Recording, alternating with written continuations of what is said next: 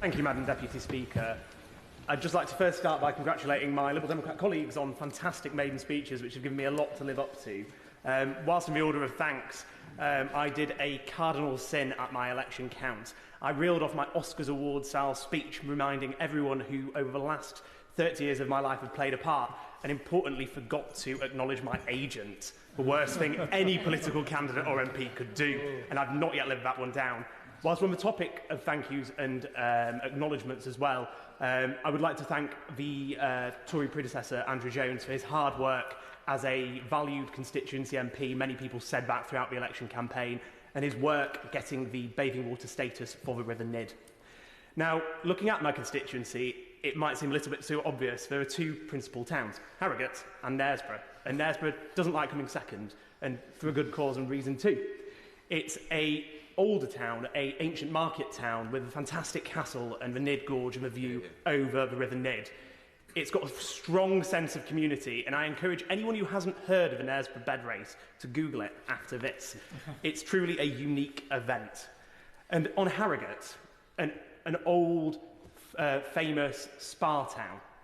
It's been reviled for its healing waters that have drawn people from all corners of the globe, including the Russian aristocracy and royal family previously, and people like Agatha Christie, who turned up there after a nationwide manhunt trying to find her. It's a place of intrigue. But in more recent years, it's become a place of culture, a cultural gem in the north.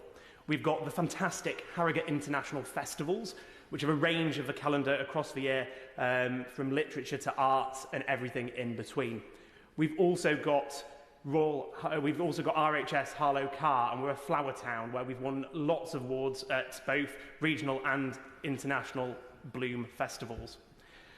We've also got Harrogate Convention Centre. Now, a little while ago, before I was born, apparently Eurovision was hosted there, and one of the most frequent things that comes up is that I should launch a campaign to get Eurovision back.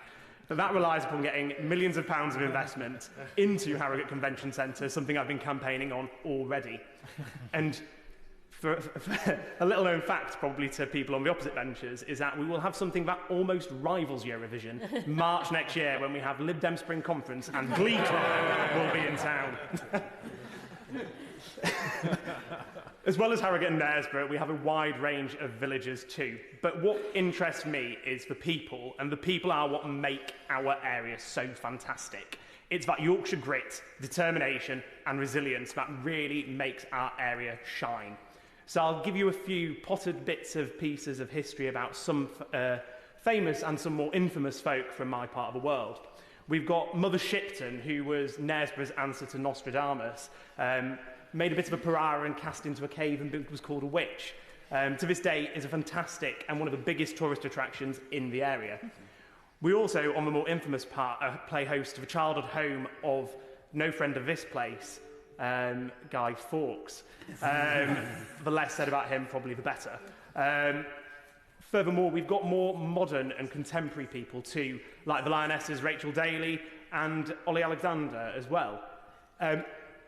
One person who does stick out as a person in the history books is Blind Jack, who is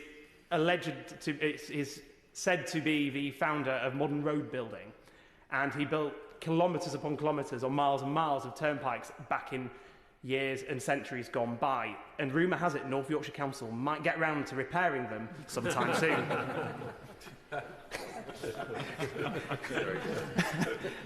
But it's the people that do make it great. And now, reflecting on the topic of today's debate and access to primary health care, I think the reason to me that health is so important is in those moments of desperation and worry and anxiety, when we reach out and go to that front line of primary health care, when we see our GPs, when we're truly human. You know, I think when I look back at some of the more formative moments of my life and my experience, it's those times when I've gone to a GP that my life has been changed.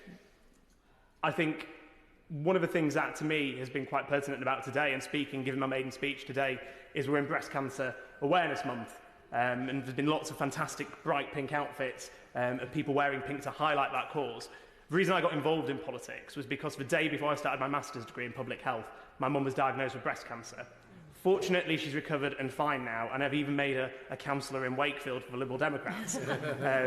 She's not yet forgiven me for that.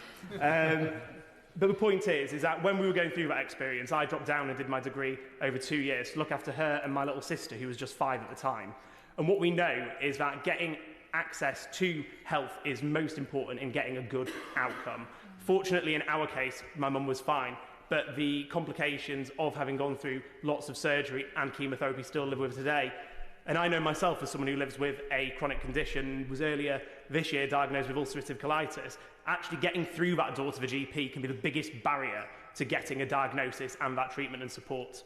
But reflecting back on the people, I wouldn't be here without them. So it's an honour and a privilege to be here elected to represent the people of Harrogate and Knaresborough, and I shall do my best, whether it be on health, culture and tourism, or what other wonderful fortunes and opportunities await me.